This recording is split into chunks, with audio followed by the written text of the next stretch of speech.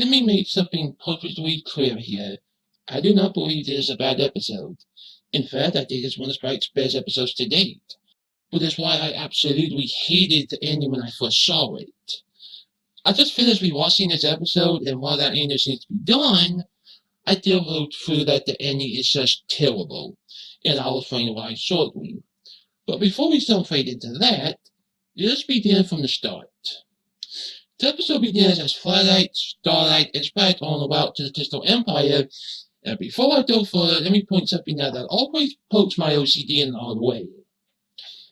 You see Starlight using magic here? Why do the animators always place the magic atop the mane? It should be placed here, in my own little recreation. Had to get this out of the way first. Spike is understandably nervous as he tries to disguise himself, failing to note that they are seriously the only ones in the turret. Spike tries to throw it off as he didn't want to take away from Twilight's visit, but if you ask me, he's probably getting tired of being mobbed by this point. Well, the Crystal Empire is a ghost town, and Spike doesn't need to, and there they are. Not even a millisecond later. I guess they were all staring out of the windows. You know, suddenly this scene puts me in mind for Bridal Stars Up. Some say that was the worst episode in the entire first season, but I still find myself enjoying it. Until another episode basically whipped on it. Hey, you. This scene is handled nicely. You really do get the sense that something bad happened, and even felt a little eerie at first. The mass mob was Spike fans. Celestia appears in fame and misfortune. Doesn't really do much other than show they feel adore Spike, and the tone first so far like gallop off as soon as they began talking. Understandable, since, that 1,000 years in limbo is actually still haunting them. Suddenly dodge. Wow, Flash says we do that. Yeah though. Suddenly the royal family. Yes, Cadence, do that right in the bloody open where anybody can see and learn to do your friendly dance, and thus, as a result, can easily pretend to be Twilight. Brilliant! Turns out the Crystal Empire is hiding because of a changeling being sighted. First, Cadence blew Twilight was Twilight, and now we're back to still Spike, but Starlight? To be fair, she did walk from canon for more than 98% of season 6 for first signing in, being the only episode where she had cameo in as to date. From memory. Maybe she's still in the flesh readers and then Starlight could have easily been a fate, but oh well, I guess not. Well, Spike gets to demand his own little dog unit. That water pimple of Spike has been deceived, and they just up and left him alone. Ouch. Not to worry, Spike isn't expecting a what, believing it to be a changing. Spike, I hardly believe that changing to actually say to as an inanimate. Oh, Celestia! Both of you matching this! Oh, think Celestia, you need to talk himself. Wait a minute. That's an offer. Yep. Cities have invaded the Fairy Kingdom and have learned to take this old mother of you, and I just realized how scary that would be. Luckily, this changing is the world 1 in a billion that is actually floundering. Listening to that easily let him die and be in this place forever, but no, instead he saved the purple livable guy. This is Flores, giving us the very first look into changing culture. Unless you read the Thomas and all the CMC and Twilight. Celestia seriously needs to buy those things on my tablet already. So much so that the source never going to even make reference to. Flores is actually a good character, and having a slightly different design confirmed that most of the same things we have seen up to now were all female. Probably. Now that we'll know that for certain now. Spike, being both Spike and grateful for to defend the Crystal Guards, that he had found the same scene and befriended him. Then we get Sonny Alma turn into an iron-hearted soldier that looks like he's about to bloody murder somebody. This scene doesn't offer very much, but it does show that Sonny Alma has strong feelings about the same scene and really is not messing around. In case you haven't seen the season 2 finale, it was the episode that first introduced the Changelings. And they almost won. I mean, just look at this scene. His saying there in this scene is completely understandable. Keep this in mind. You will see why later. But for now, Spike returns to Flores and regretfully tells him his plan did not work. You could have said that Flores was just relying to Spike, trying to flick them, but I believe this scene blows that out of the water by just how stressed he reacted. Changelings don't normally cry, do they? Okay. Spike's plan B. But before we start, let me bring this up. Who is this pony? No, seriously, who is he? Changelings, as far as we know, can only copy the appearance of those they have seen. So, unless Fallout saw this like an atomic book and took his appearance from there, it has to be a real digital pony somewhere in the Digital Empire or out exploring the world. It starts to be a little bit funny. I remember way back before Season 3 that I came across a story where a Changeling who just wanted to live and possibly hide from his own kind had took on the form of Daring Do, not even realizing she was just, at the time at any rate, a fictional character. Tell us I read that one. Oh hey, Fred, meet for I mean Sister Rooms. He's not a Changeling. Nope. Just a friend that bypassed Season 4 and had never brought up and not a single bloody pony in this empire ever brings up as having met him. So this pony he's targeting isn't recognized by any of the digital ponies, nor was it to the real digital hoods. What does that mean exactly? Also, seriously, a fake name? Why not just use his real name as a highway doubt anybody there would have known the difference? Suppose the name doesn't matter. Forrest and Bite seems to be getting along quite well, and Forrest even seems to be very happy. However, as he stated, he can't pretend to be a pony forever. And he's right. Not mere moments after seeing Forrest did Forrest use it. Hey guys, Forrest, Cadence, you guys do hear him saying he's sorry and such. No? But tell me something. Oh, so that's it, they ran him off. And Spike did not even defend him either. This failure in judgment seems to be hard to handle, as Spike is ashamed of himself and is worried for his friend. Literally, and I mean literally, Spike found him so easily, I'm surprised nobody else had even followed him. So, Forrest is understandably angry and, well, he doesn't fight Yale, but Spike still manages to fall off the cliff. Again. You know, Spike had to bring Sammy to realize that he's actually a water-type dragon. He's shown to be a good swimmer. When he was ready to the point he flew the few sides, he deal with that any wings. And I think it just fits perfectly that he's not from the dragon kingdom, as they all have wings. So he's related to them, but until we see another dragon that does not have wings, that theory was dead in my mind. Spike doesn't have wings because he's a water type.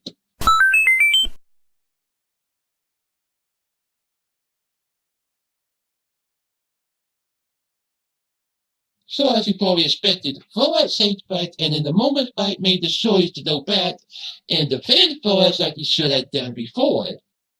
The following song fight scenes is very good, and it shows the emotions he felt quite well. He flutters Forrest, and wants the others to believe he's of a good heart.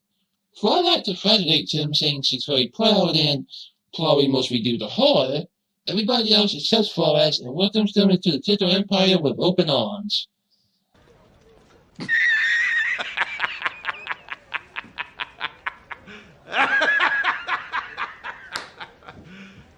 You serious? While they just stood and I just enjoyed Spike's solo song, which is probably his very first song, I just cannot get past this ending. I'm going to stop the gun here and say this ending pushed the episode to the point I can't fully enjoy it. But before I explain why, let me go ahead and say the good points first. This episode is already one of the, if not in the top 2, best Spike episodes. Spike is very proud of how the Digital Empire treats him as a hero. When you think about it, the Digital Ponies are really the only ones who really show some respect to him. So there's that friend as Spike. That episode just has to be a reference to Sin Free Spike.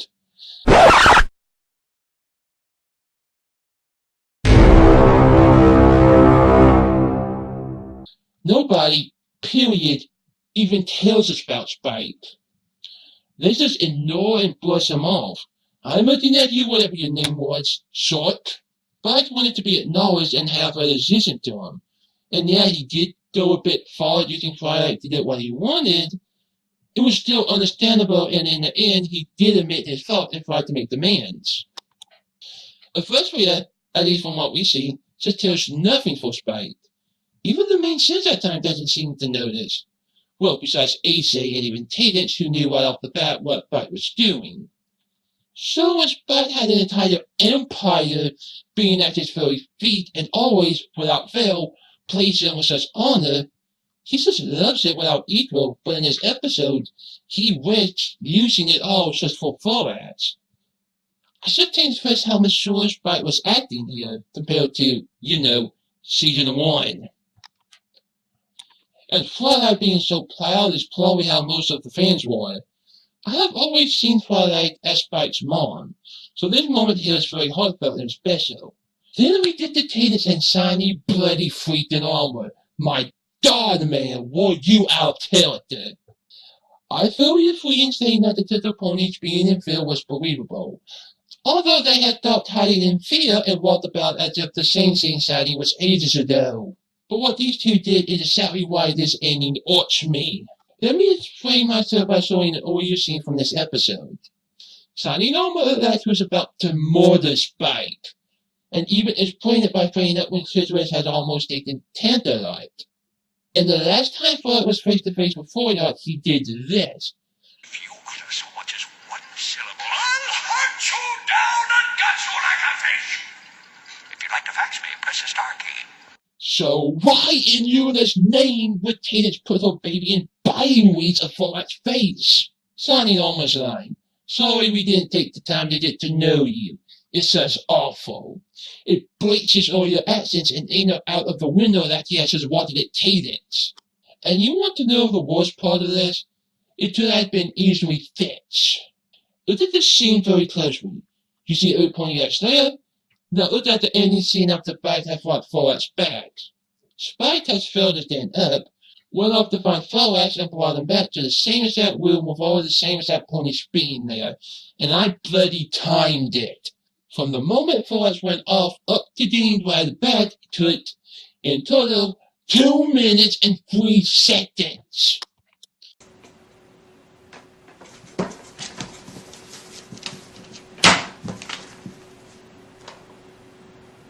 I'm not going to yell that the wider, but I do 100% disagree with something that a friend had told me. She said, as we were discussing this episode when it originally aired, that writing episodes is a stressful thing and wouldn't fault them because of their strict schedule. Unless the writer turned the script in the very moment it was written, I would never agree with that statement. This is not Rainbow Falls, nor Freshwood Doors 3 or 4. The writer had more than enough time to go back and fix this.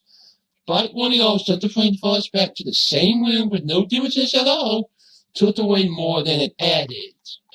The only thing these few minutes added was confirming that Changelings can in fact copy inanimate objects. This one away moment could have been removed and nothing would have been lost in Dr. Typing. I'm about to explain how it should have been fixed. When the ponies were in the defense mode and not even listening to Spike, he could have just jumped to far outside and defended them right then and there. The others would tell him to step aside, telling them Forrest was dangerous and such, for that might even be showing a sign of the showing, and right then at that conflicting moment, Spike could have broken into his song. Forrest wanting all set to be brought back to wait the time for this episode, taken away from the ending. Cadence and Sally Harmon's acceptance was worse, poorly written. If Floyd had freaked out gnawing at a beast before, why would you place your baby within fame's distance? And my God, Sally Harmon, you above all shouldn't be the one to say, sorry we didn't take the time to get to know you. And in fact, all you're seeing paints you as a... Size. I'm going off that and a bit too far here, but this is just how mad I am towards this ending scene. If the water had just moved by its own and took out him having to go off, fighting for us back, this ending would have been a lot better. I'm angry because this just took away far more than added, and it's even worse because of the season finale. We could have had an episode where ponies were still afraid of Fallouts, or certain if we had to blame them out of fear. How would ponies react and treat the same thing that, up to this episode, was seen as nothing but monsters? We are never getting those episodes. We never got to see how Fallout was doing in the Tittle Empire. But sadly, that wasn't anybody's fault. I have no idea how the episodes are planned, and thus I cannot blame the writers. All I can do is express my disappointment in the Fallout episodes we never get to see, as well as my disappointment to this episode's ending. It really was a good episode, until it's a story to watch. But those last few minutes, how easily accepted Tatum was, in honest food could be believable due to Twilight. But the very line Sonny almost said is so terribly worse, and out of his character from what we have seen earlier, just makes it hard to fully enjoy. Twilight could have related to Forrest on a great level, yet she could have been the first to stand beside Spike right before he broke into a song. Forrest running off such to be brought back to the same exact room and all this is just terribly done and was the ending. But it's just the last few moments and doesn't really kill the episode. I'm just sad we'll never get to see how Forrest's life was in the Crystal Empire. As I'm fully certain it was bumpy as all heck. Seriously, Cadence, you are lucky that Forrest did not freak out a second time. This episode does very well in showing Spike's emotions. You can tell how Flag influenced him over the years. I'm not doing a different episode reading, but if I could, I would have took away one solid point for this ending. I won't blame the writer. I will, however, say that he should have, in all honesty, took the part where Spike had to find Forrest and drag him back. Otherwise, this is among the season's very best episodes. The way Spike and Forrest interacted was handled very well. They really do make a good pair, and they are exactly why this episode is so enjoyable to begin with. I only wish we could have seen more of Forrest before his rise to teen. Hopefully we can at least see how the Changelings are doing, from season 6 onward. I thought if they never even mentioned them outside the season opener and finale, I'm going to wait for it so hard that even till it would tell me to calm the freak down. Just me editing in here right quick. Season 7 actually went and mentioned the Changelings, so now I'm even more excited to see them return. And if they don't appear outside the openers and finales, I am going to the following shelter and aim at him hard enough to...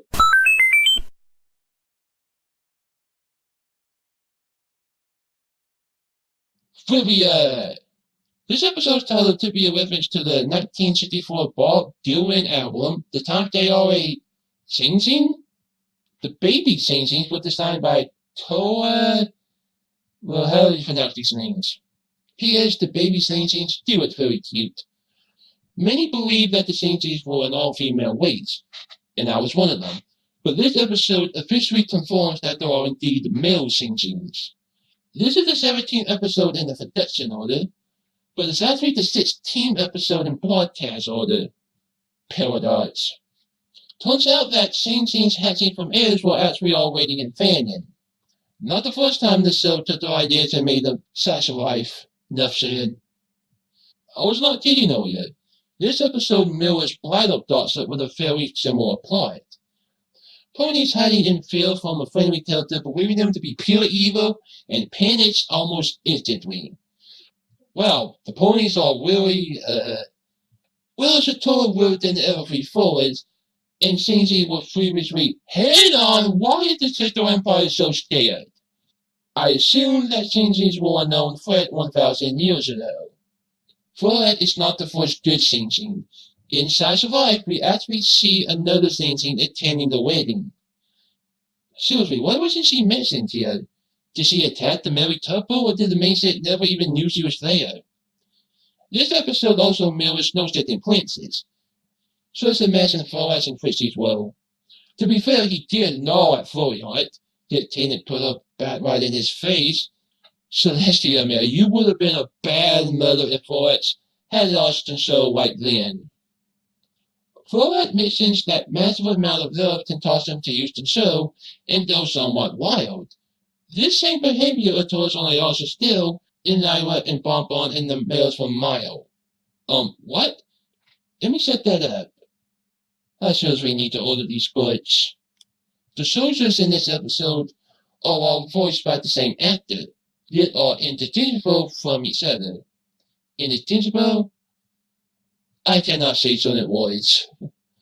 Forrest never actually thinks that Citrus is his mother, but only that she has raised her from an egg.